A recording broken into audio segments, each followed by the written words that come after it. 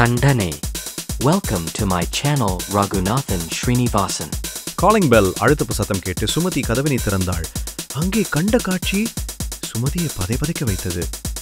பக்கத்து வீட்டு லட்சுமி பத்ரகாளியாய் நின்றிருந்தாள். என்ன லட்சுமி, என்னாச்சு என கேட்ப தற்குள் அவளை தள்ளிவிட்டு சுமதியின் வீட்டிற்குள் நுழைந்தாள்.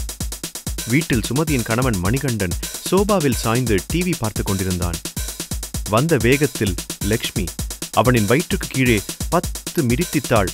அவள் கால்களுக்கு அத்தனை பலம் எங்கிருந்து வந்தது என்றே தெரியவில்லை. அத்தனை ஆவேசம் அவளுக்குள் ஓடி வந்து வீட்டிற்கு வெளியே கிடந்த செருப்பை எடுத்து அவன் வாயில் ஆன மட்டும் வெளுத்து வாங்கிவிட்டாள். என்ன நடக்கிறது என ஒரு கணம் சுமதிக்கு புரியவே இல்லை. லட்சுமி, ப்ளீஸ், ஏன் இப்படி பண்றீங்க? சுமதி லட்சுமியின் கையை பிடித்தாள். சுமதி, எதுவும் பேசாதீங்க, பேசினா உங்களுக்கு ஒன்றும் அடிவிடும். மணிகண்டன் இதை எதிர்பார்க்கவில்லை. அதிர்ச்சியில் செய்வதறியாது திகைத்தான். எனக்கு ஒண்ணுமே புரியலையே, அவரு வாயெல்லாம் ரத்தம் முழுகுதே. அத்தை, எதிர்வீட்டாயாவ கூட்டிட்டு வாங்களே, அழுது கொண்டே கூறினாள் சுமதி. ஏண்டாடே, நீ எல்லாம் மனுஷனாடா? என்ன பண்ணிருக்க இந்த வயசுல? எனக்கு வர்ற ஆத்திரத்துக்கு உன்னைய கொலை கூட பண்ணிருவேன், தூ என காரி அவன் முகத்தில் உமிழ்ந்தாள் லட்சுமி. மணிகண்டனுக்கு என்ன செய்வது என்றே தெரியவில்லை. அம்மா, மகள், மனைவி என அனைவரும் அருகில் இருக்கும்போதே இவள் இப்படி செய்து விட்டாளே என கூனி குறுகிப்போய் முகத்தில் பட்ட அவள் எச்சிலை துடைத்துக் கொண்டான். அதற்கான காரணத்தை ஒருவாறு யூகித்துக் கொண்ட அவனுக்கு அதிர்ச்சியில், இவ்வளோ நேரம் பேசாம இருக்கேப்பா. ஆமா, ஏதாவது பேசிப்பா, அப்பதானே நாங்களும் என்ன ஏதுன்னு கேட்கலாம். அவன் என்ன பேசுவான்? அவளை என்ன பேச முடியும்? சண்டால நேற்று இவன் வீட்டுக்கு விளையாட வந்த என் மகளை, அந்த பச்சை குழந்தைய போய் இவன் சொல்ல நாக்கு கூசுதுங்க. அனைவருக்கும் லேசா பொறி தட்டியது. ஏமா, ஏதாவதுனா போலீஸில் போய் கம்ப்ளைண்ட் கொடுமா, அதை விட்டு பிளாட்லேருந்து இப்படி கத்திட்டு இருக்க. இது கோவிந்தனின் குரல். என்ன போலீஸா? போலீஸ் கீலீஸ்ன்னு ஏதாவது பேசுனீங்க அப்புறம் நல்ல வாயில் வந்துடும்.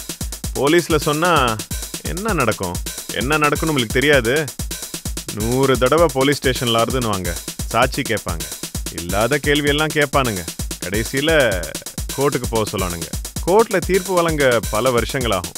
நான் வக்கீலுக்கு காசை கொட்டிட்டு நான் நிம்மதி இழந்து சாகணும்.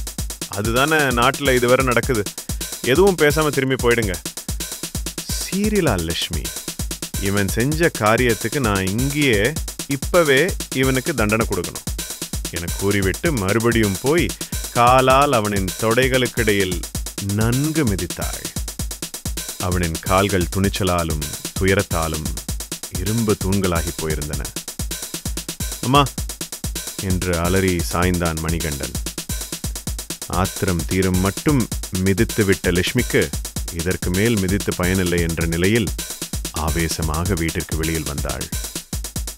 ஏம்மா, இப்படி கத்துற, வெளியே தெரிஞ்ச அவன் குழந்தைக்கு தான் அவமானம். என்ன பேசுற நீ? என் குழந்தைக்கு என்ன அவமானம்? 8 வயசு குழந்தைக்கு ஏதாவது பட்டம் கொடுத்துட்டுருவீங்களா?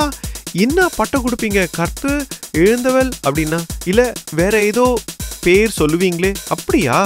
பொம்பளைக்கு மட்டும் நிறைய பட்டம் வச்சுக்குவீங்களே, அவனுக்கு என்ன பட்டம் கொடுக்க போறீங்க? அகராதியிலேயே இப்படி பண்ற ஆண்களுக்கு ஒரு பேரும் இல்லையே.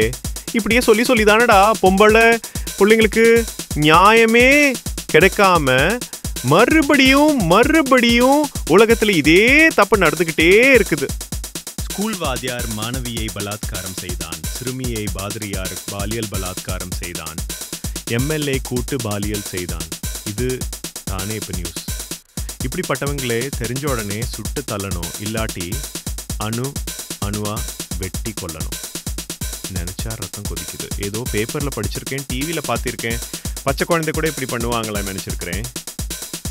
ஆனா அதெல்லாம் என் வீட்லயே நடக்கும் என்ன நினைக்கவே இல்லை. பிரியங்கா நேத்துல இருந்து வயிறு வலின்னு சொல்லிவிட்டு இருந்தா, அவளுக்கு என்னன்னு கூட சொல்ல தெரியல. கெவன் தூக்கி பார்த்தா அப்படி ரணமா சிவந்து போயே இருக்கு. கேட்டா அந்த அங்கிள் இங்க கடிச்சாரு, ரொம்ப வலிக்குதுமான்னு சொல்றா. ராஸ்கல், அவனை என்ன பண்ணினா சரியா இருக்கும்?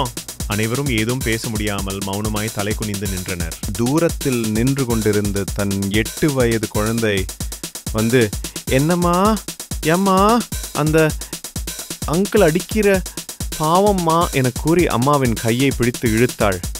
ஒன்றும் இல்லடா செல்லம், நீ வா நம்ம வீட்டுக்கு போகலாம் என கூறி பிரியங்காவை உச்சி முகந்து கைப்பிடித்து அழைத்து சென்றாள்.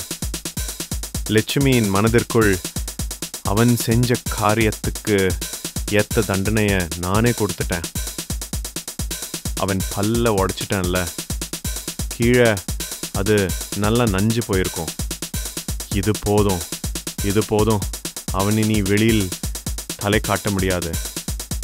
மேலேயும் போச்சு, கீழேயும் போச்சு. மனத்திற்குள் ஆறுதலடைந்தாள் லட்சுமி.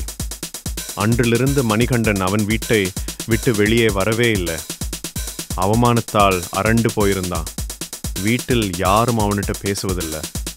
அவன் அம்மாவே அவனை அருவருப்பாய் பார்க்க தொடங்கியிருந்தாள். அன்றிலிருந்து ஒரு நாளும் அவன் அம்மா அவனுடன் முகம் பார்த்து பேசியதில்லை. இந்த 3 மாதத்தில் அவன் மெலிந்து பொலிவு இழந்து போய்விட்டான். முன்பற்கள் உடைந்து போனதில் அவன் முகம் இன்னும் விகாரமாய் மாறிப்போயிருந்தது. பைத்தியம் போல் அடிக்கடி தனக்குத்தானே பேசிக்கொள்கிறான். ஒரு நாள் சுமதியின் வீட்டுக்குள்ளிருந்து ஒரே அழுகை, அலறல் சத்தம். மனது கேட்காமல் லட்சுமி சுமதியின் வீட்டு கதவை தட்டினாள். அவனின் மகள் கதவை திறந்தாள். என்னாச்சுமா? இல்ல ஆன்டி, அப்பா. அவளால் பேச முடியவில்லை. உள்ளே போன லட்சுமி அதை கண்டு அதிர்ச்சியுற்றாள்.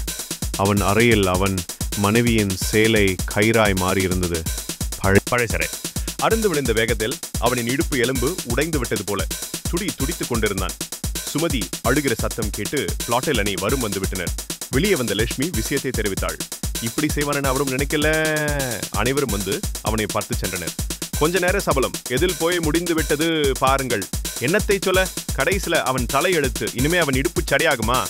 ரண வேதனைப்பட்டு சாகத்தான் போறான். சோடடா நான் அந்த வாரியோட 6 அறிவு கொண்ட மனிதன் 5 அறிவு கொண்ட மிருகத்தை விட கேவலமா நடந்துக்கிறாங்க. இவனுக்கு இது ஒரு நல்ல பாடம். அதுவும் 8 வயது குழந்தை போய் தனக்கு கல்யாண வயசுல ஒரு பொண்ணு இருக்கா என்பதையும் மறந்து இவனுக்கு நல்லா வேணும். இதை விட பெரிய தண்டனையை இவனுக்கு யாராலும் கொடுக்க முடியாது.